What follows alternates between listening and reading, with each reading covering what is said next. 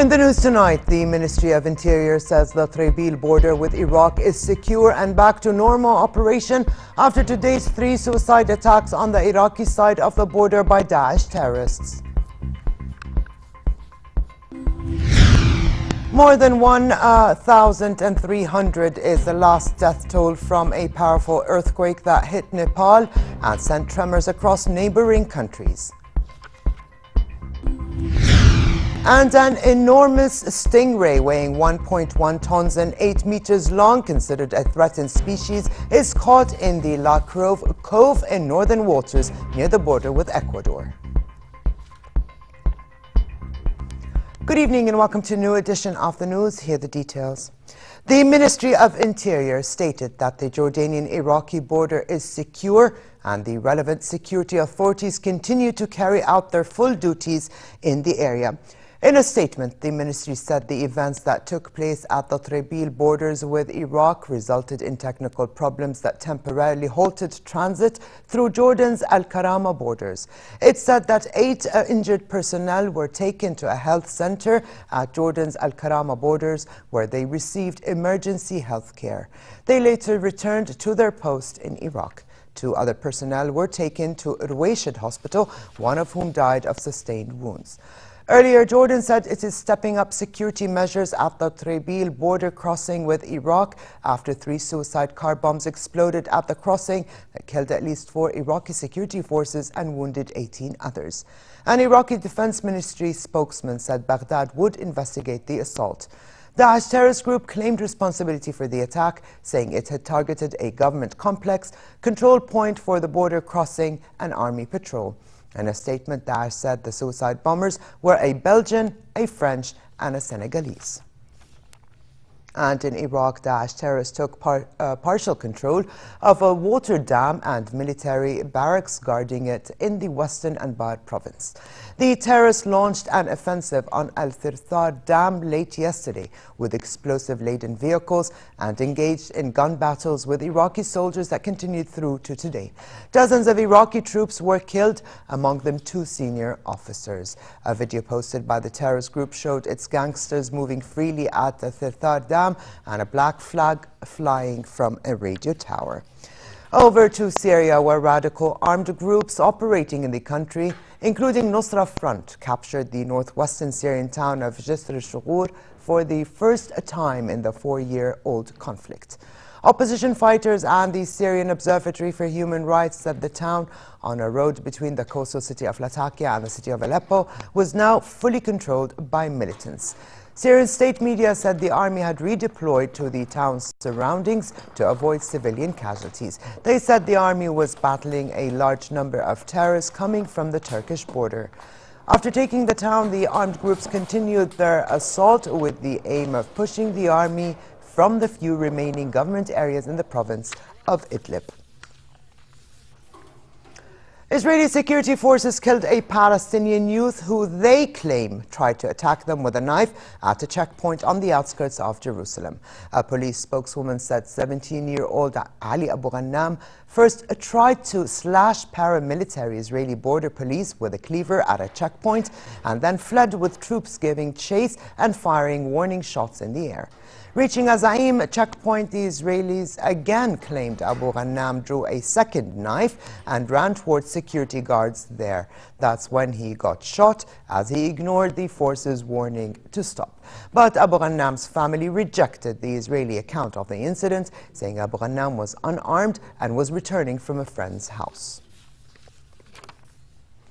The 13th Conference of Palestinians in Europe convened in Berlin, with thousands of participants attending a full day of discussions, workshops, and lectures on Palestinian culture and politics.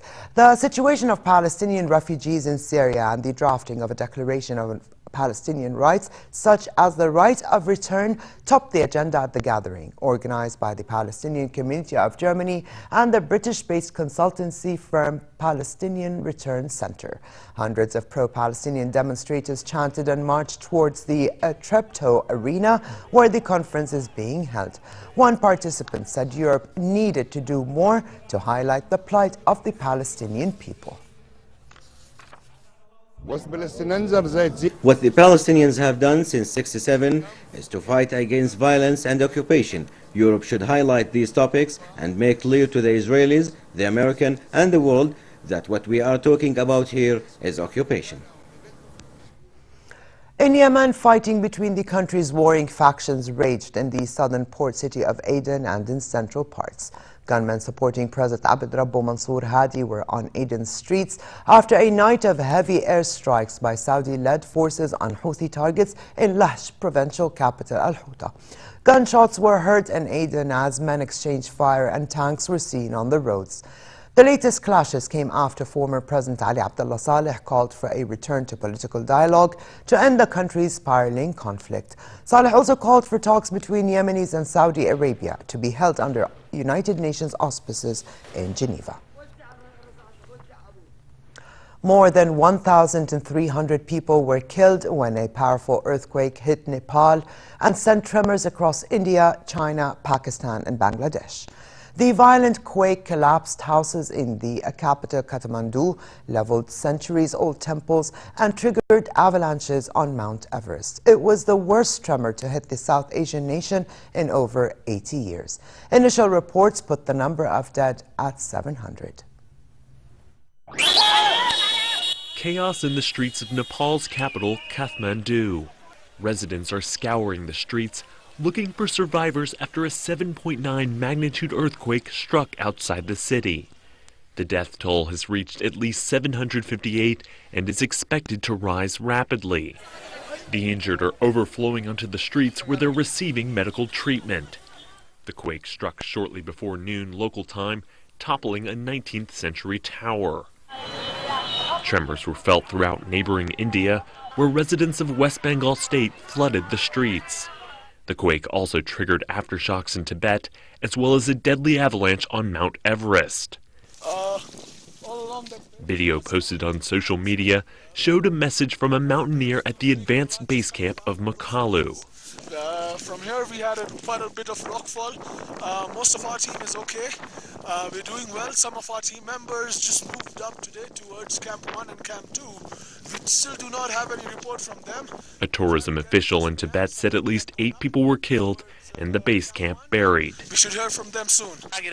Back in Kathmandu, local TV showed the start of a long recovery process in the nation's worst quake in 81 years. Meanwhile, the United States said it will send a disaster response team to Nepal and has authorized an initial $1 million in aid as fears were growing of a humanitarian disaster in the mountainous Asian nation of 28 million. As the government appealed for foreign help, neighboring India, also affected by the tremors, was first to respond by sending in military aircraft with medical equipment and relief teams. And back here at home, Prime Minister Abdullah Mansour called on stakeholders in the health sector to draft an executable vision for a health system that covers all Jordanians. According to the Ministry of Health, currently 87% of Jordanians enjoy medical insurance. At the Health Insurance Forum by the Dead Sea, organized by the Jordan Association for Medical Insurance, Mansour called for a revision of the health system within 3 months to enable the government to take the right decisions. The two-day conference honors the memory of Dr. Nail Ajlouni, whose dream was to see comprehensive medical care in Jordan. In addressing the meeting, Mansour remembered Ajlouni as an educated, cultured and patriotic personality who dedicated his life to the service of the health sector.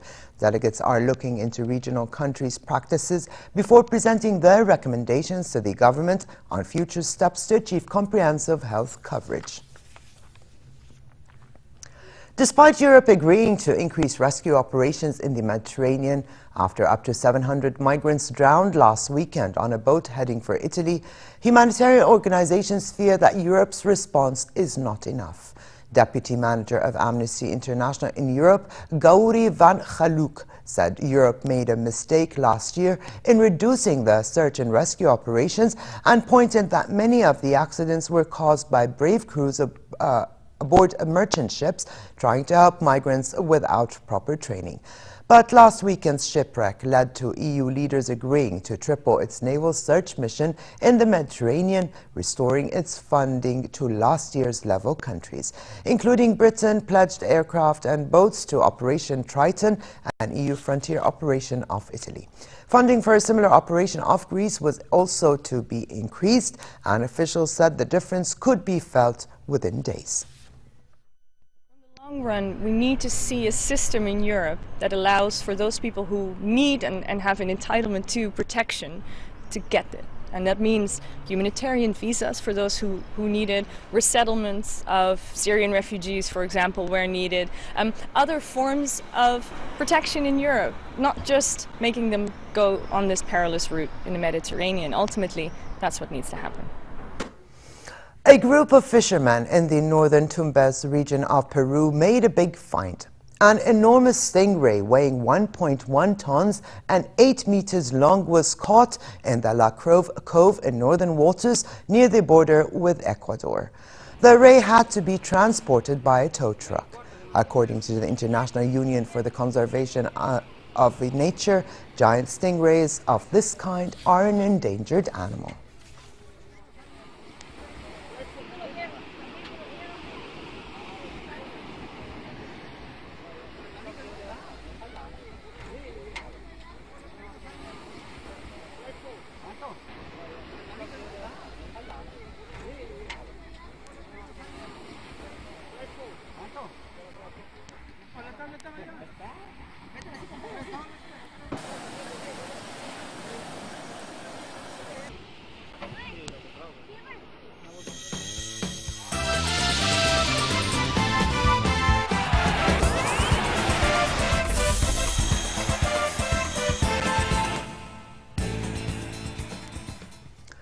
We begin with football and the Spanish La Liga. Lionel Messi, Luis Suarez and Neymar were in scintillating form, inspiring 10-man Barcelona to a comfortable 2-0 win over Espanyol.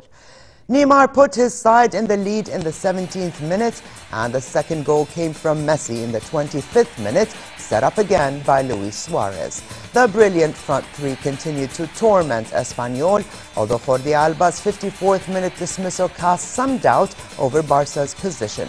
But with today's win, Barcelona leads the league by 5 points, up until second place Real Madrid visits Celta Vigo tomorrow. Like father, like son, the son of 7-time Formula One world champion Michael Schumacher finished 9th in his Formula 4 single-seater motor race. 16-year-old Mick Schumacher was driving in the first race of the new German Formula 4 championship held in Germany. In his debut in motor racing, he won a trophy as best rookie driver. The German Formula 4 Championship is one of 9 series around the world, run to the same regulations to allow young racing drivers to learn their craft in similar cars. Schumacher Jr. is a single-seater rookie, but is a seasoned kart racer, finishing second in the German, the European and the World Junior Kart Championships last year. So stehen Sie dort oben und zu Ehren des Siegers im Dienst. Aufs Treppchen. Herzlichen Glückwunsch, Mick Schumacher.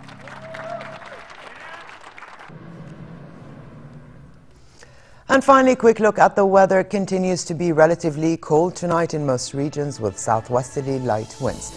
Tomorrow, clear skies and a tangible rise in temperature is expected with a high of 27 degrees Celsius in Amman, slightly above seasonal average. Winds will be southeasterly moderate to fresh.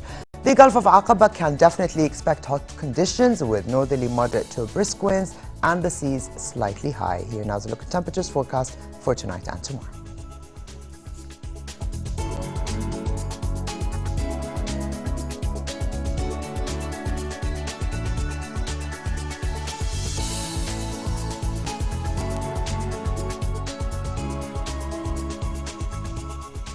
And to close, here's a reminder of the day's top stories. The Ministry of Interior says the Trebil border with Iraq is secure and back to normal operation after today's 3 suicide attacks on the Iraqi side of the border by Daesh terrorists.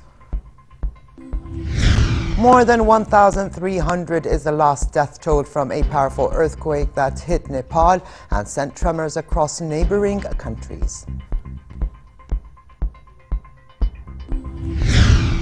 And an enormous stingray weighing 1.1 tons and 8 meters long, considered a threatened species, is caught in the La Crove Cove in northern waters near the border with Ecuador.